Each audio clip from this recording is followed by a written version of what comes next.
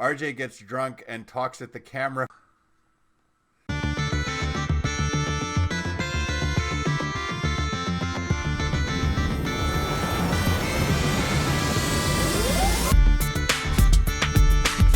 Hello and welcome to Mana Biscuit, episode number 40. Yay! We're over the hill. What?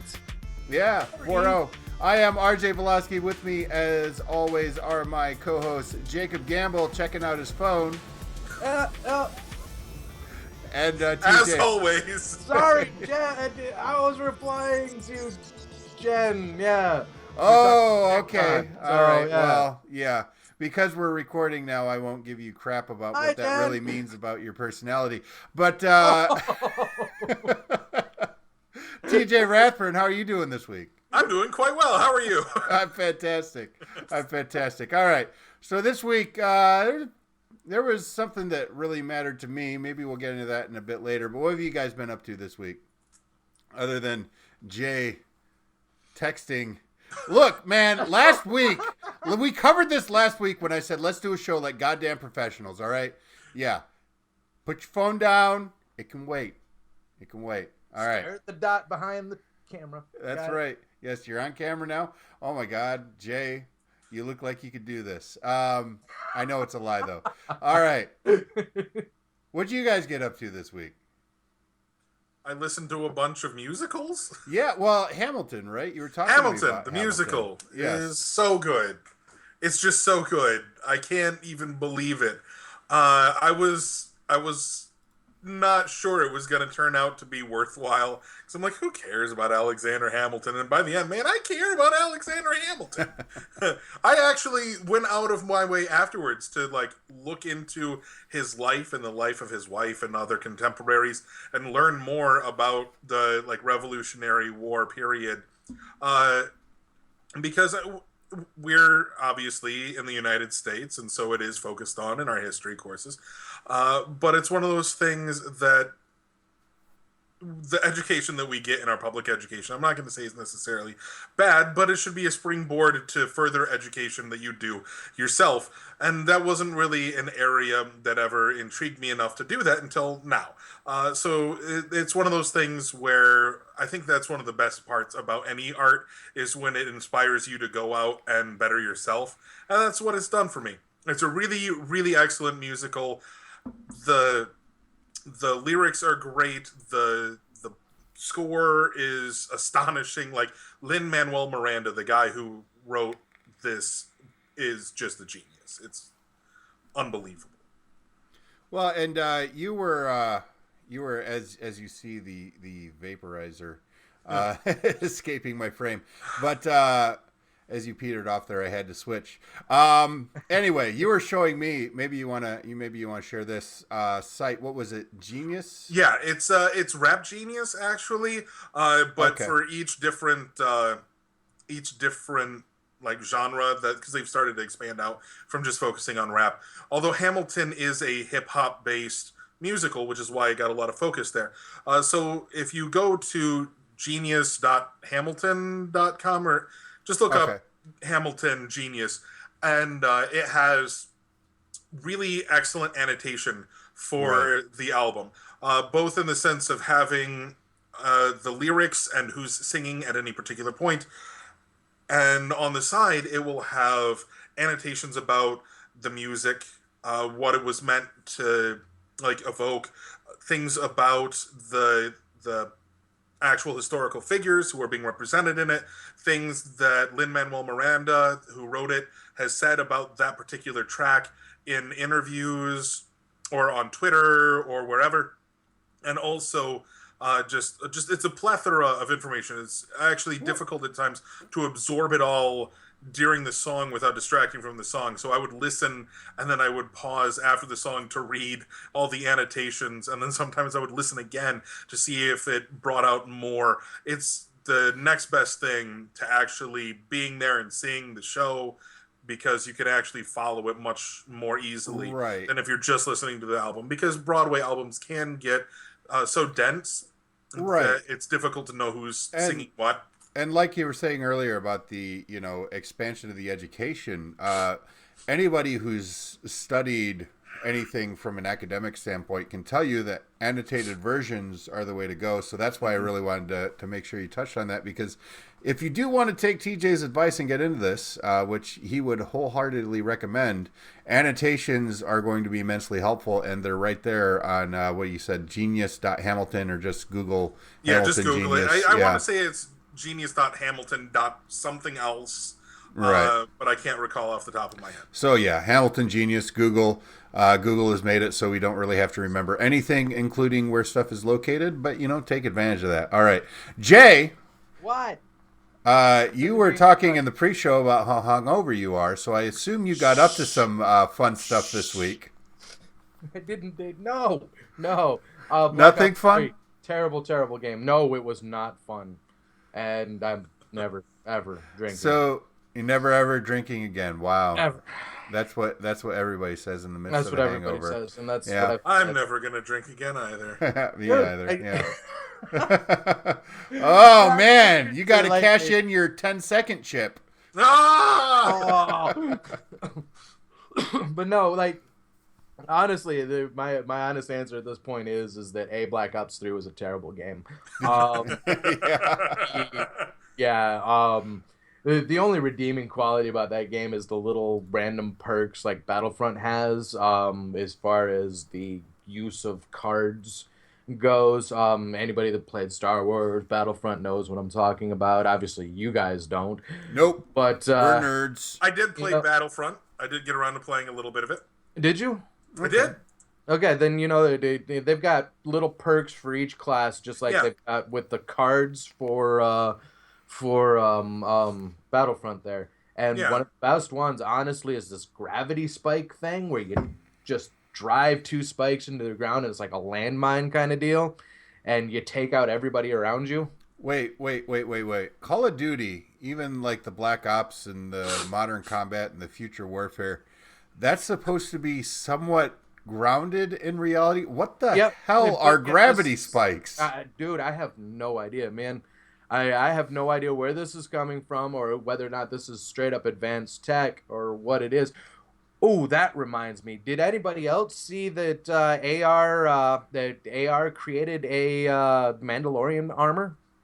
Yes, I did see that. It looks kind of cool. Yeah. So we now have Boba Fett defending our homeland.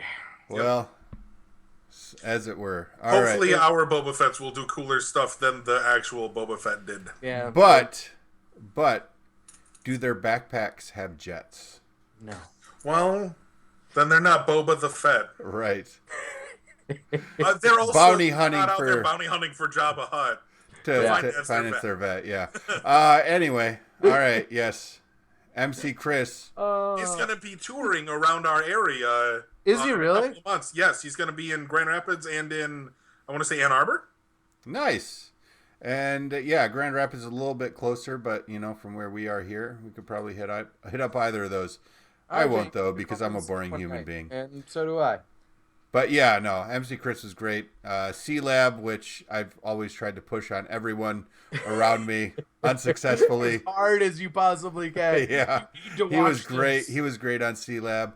But you know what? With the popularity of Archer, I feel at least somewhat vindicated in my love of C-Lab. But anyway. But that segues actually perfectly into the guilty pleasure discussion that we've had for it on the top 5. And, we did our guilty pleasures this week. A couple of days ago for you, 15 minutes ago for us. But the idea of the guilty pleasure, I don't know. Maybe we could talk about that for a minute, because one of the things I was talking about as we were coming up with our lists and discussing the topic is how sometimes a guilty pleasure isn't necessarily something that people around you or your peer group or society in general is beating you down for. Sometimes it's a voice in your own head that makes you think it's a guilty pleasure. I don't know. What do you guys think about that? I agree. Yep. And these are things that I know I shouldn't like, and yet I do. I can't help it. I find that most of the things that I consider guilty pleasures are things like that. But there are still a couple out there that are a little bit more like societally motivated than it being internal, you know? Well, right, I'd say it's like 80-20. 80% of the time, it's things that everybody seems to like, and I'm just like, oh, I shouldn't like this. And then, but there's that 20% where I'm just like, I probably shouldn't admit this. yeah, and that brings up a deeper topic too, in terms of how much of your internal voices are created by societal pressures in these things. And yeah, I mean, it's some fun stuff to think about. But yeah, I think when you're thinking about guilty pleasures in general, it's a really fascinating topic insofar as you're like trying to get to that distinction. How much of your internal voices are really actually your internal voices, and how much of your internal voices are just manifestations of societal pressures, peer pressure, that sort of thing. But right, yeah, no doubt about that. Yeah, and ultimately you put somebody, you put somebody with a bunch of stuff, and babies, for example, are gonna find what they like and care, versus us going, you really shouldn't. Yeah, you're a boy. Right. You shouldn't play with dolls. Right. Garbage. Yeah. So 99%. They're not dolls. They're action figures, right? That's so right. You come up with other sort of labels to justify it, and yeah, Right. Yeah, it's a fun little topic there. But all right, well, I'm gonna get into what really cheesed me this week, because it just seemed like blow after blow for my beloved Doctor Who. First up, oh, stop it. Stop it. First, Stephen Moffat is leaving. That was expected. He has made no secret about not really knowing whether or not he would be on past the next series, series 10, as it were, in the modern era. So I was okay with that. I knew Stephen Moffat, even though I was a big fan, was considering moving on, letting someone else take the reins. I had come to terms with that. Okay. But with that announcement also came the fact there is no goddamn Doctor Who in 2016. Already, I'm thinking... That's not entirely true.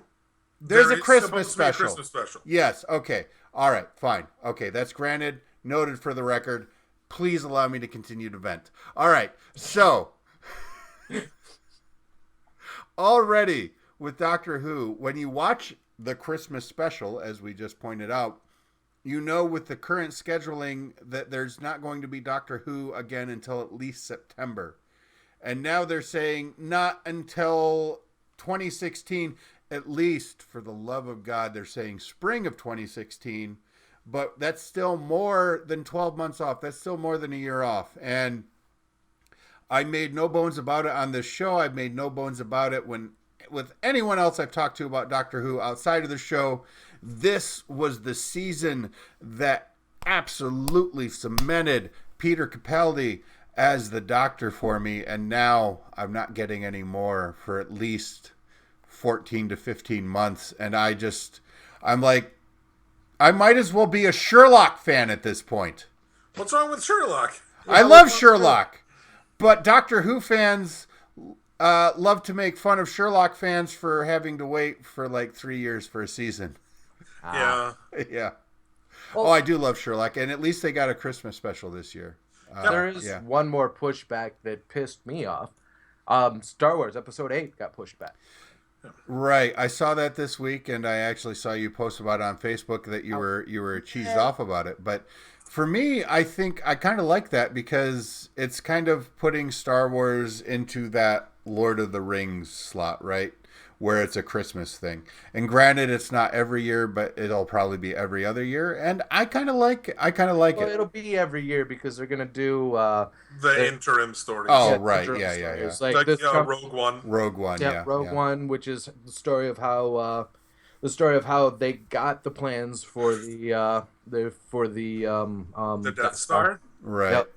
Which I've been reading stuff online, and one of the things that caught me was that we should expect to see Vader in that film as a primary antagonist, And I'm like, oh, yeah. Yeah, that's pretty cool. I mean, you would think that, well, although James Earl Jones is very impersonable, a lot of people can do impersonations, but you would think you would see James Earl Jones contracted for that if that was the case by now. But yeah, I don't know. It would be cool though. Ultimately, you might want to keep that one. I mean, you might want to keep that one under wraps and not have it announced at all. Fair point. Until such a point in time is, here comes the hype train, James Earl Jones, and yeah. So that one wouldn't surprise me if it's already happened. It's already done. It's just completely under wraps. So I don't know, but does that assuage your anger at all, Jay, of making Star Wars a kind of Christmas institution, or would you rather just have it sooner?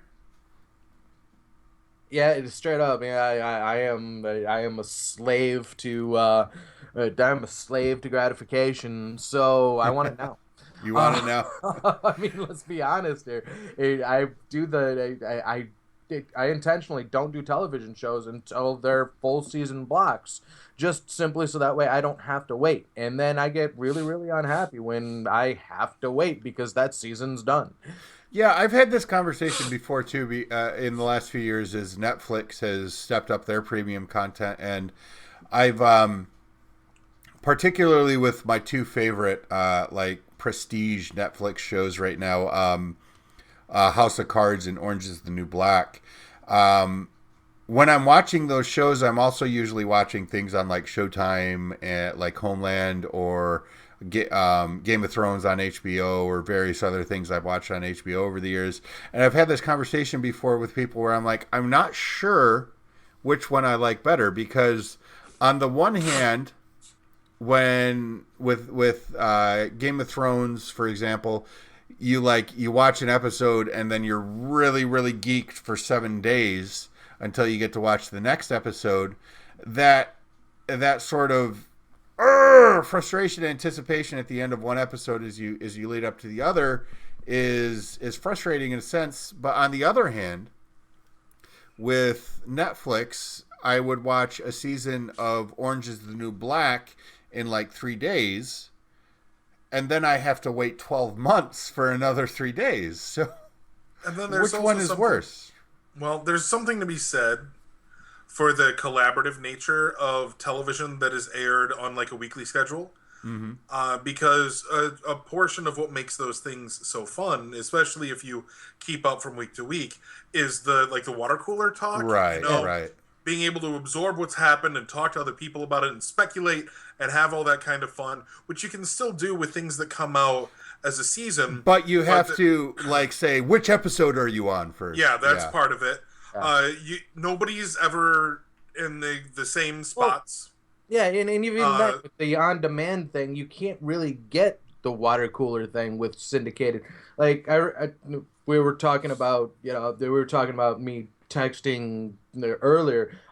Jen and I both watched Fear the Walking Dead. As it came out week to week, and because of my work schedule, I wound up 3 weeks behind. Caught up on 2 weeks behind, and so we couldn't really talk about it after the first 2 episodes because that's not a fault of the format. That's just an unfortunate circumstance that happened to you. But in the same sense, true. with the fact that even the episodic content is building up on demand, there's kind of a merging of the two formats as well, and personal circumstances. And that's where I was going with that. Yeah. Right, but if you wanted to, I know plenty of people who for particular shows dedicate that time. They'll have viewing parties or whatever. Right. And you can, for the most part, do that. Even for people like yourself with a third shift job, you might not be watching it at 9 o'clock or whatever with everybody else, but you could watch it the next morning after you got out of work if you wanted to, or you can work around it to a certain extent. Yeah, and that's why it and honestly is so great for me, and that's part of the reason why I binge watch as opposed to doing the once a week thing. I think in the long run, even though as we've just sort of discussed here for the last couple of minutes, there are pros and cons to either side. I think in the long run, the binge watching is going to win out. Both because Netflix is huge right now, and they're soon going to be the 800-pound gorilla into the room, or in the room. And also, I think that even the episodic releases are going to see this shift away from the sort of communal experience of appointment viewing to watching it on demand. And so the water cooler discussion isn't going to take place on Monday morning because maybe some people aren't watching it until Tuesday or Wednesday or, further on in the week. So I think with the acclimation to Monday that, morning after a weekend of binge watching, as opposed to right. Well, that's incidental to what I'm talking about, though, because I think that the binge watching culture is something that is infusing the appointment viewing culture. Like, I agree with you there, but like the way you guys are talking about the on-demand viewing changing things, the format in which it's being done is relatively new, but it's not a new thing. Like, there's always been people who can't watch something, so they taped it with their VCR. Like, well, always since like 1985, but yeah. Well, right. As in long our as lifetime, I remember, yeah, in our lifetime, there's yes. always been those people who will watch it later because of whatever circumstance. And I think that there's something still that a lot of people enjoy about the communal viewing phenomenon, being able to see it as it comes out and enjoy it. Now, I tend to go away from that. Like, I haven't watched any of this season of The Walking Dead because for the last several years, I just kind of wait until it's done because then it kind of disguises how terribly paced some of those seasons were. Right. Which has been improved massively. Mm-hmm. But I do tend towards binge watching for certain things myself, and not just in the television sort of media, but I've done the same thing with other episodic media, like comic books. I tended to wait until trade paperbacks come out as opposed to reading them month to month. Well, that's because you're cheap. Well, yeah. Partly, I also like being able to put them on my bookshelf. Right. And for me, as opposed with to Mylar sleep. with trade, particularly with comic books, I mean, we're talking about 45-minute television series coming out week to week. With comic books, you're talking about a 15-minute commitment coming month to month. I mean, anyway, I still think that binge watching is going to win out in the long run in terms of a cultural norm, just because I think it kind of has to. It kind of has to at this point, because that's where things are going with on demand. That's where things are going with Netflix and Amazon and Hulu, and that is the future of media consumption. And I think that the water cooler discussions might become a little bit more segregated or staggered based on that. Well, but the water cooler discussions have become online discussions. I mean, right, exactly, right, with spoiler tags and exactly. The spoiler, but it's still the same functional thing. Exactly, it's getting together with the other viewership of the show, whatever way you have at hand, to discuss the most recent developments. But even then, it's paced at such a point it's paced at such a point that you're able to keep up with yourself. You're able to binge that discussion as well. I mean, because you go back and you're like, okay, let's check out what these people, the Reddit threads from a week ago. Right. It's all documented. It's all documented to the point where you're able to not just binge watch the show, but binge the discussion forum. Well, you can binge the discussion in the sense that you can see what other people have said, but you can't necessarily binge the discussion in terms of being part of that discussion. Yeah. Because that Reddit thread from a week ago, they're gonna be like, "Stop Necro in the thread, bro." Yeah, nobody's gonna care. Yeah. Well, yeah. I mean, and that's fine for me. Where I don't necessarily enjoy being the active part of the discussion in online forums and that sort of thing. I do sometimes enjoy reading them, but oftentimes when I'm reading any kind of discussion online, I quickly get to the point where I wonder what the fuck I'm doing with my life reading this bullshit. But anyway, that's another topic. We are, as always, it seems, running out of time. So did either of you guys consolidate any of the many comments we got on our actual YouTube page this week? I did. I have them. Excellent. Yeah, I did the Facebook thing. Ultimately, oh, you got some Facebook stuff too. Yep, huh? Steve talked about one, and Brandon Warren brought up one. I don't have them up just yet. Hold on. All right, TJ, go ahead with what you have prepared. Okay, the stuff that came up on our actual YouTube page. A number of them were comments from people that were, again, personal, like just things, Steve Ashby, wanting to know what it would take to make sure that Jay would rage quit every episode.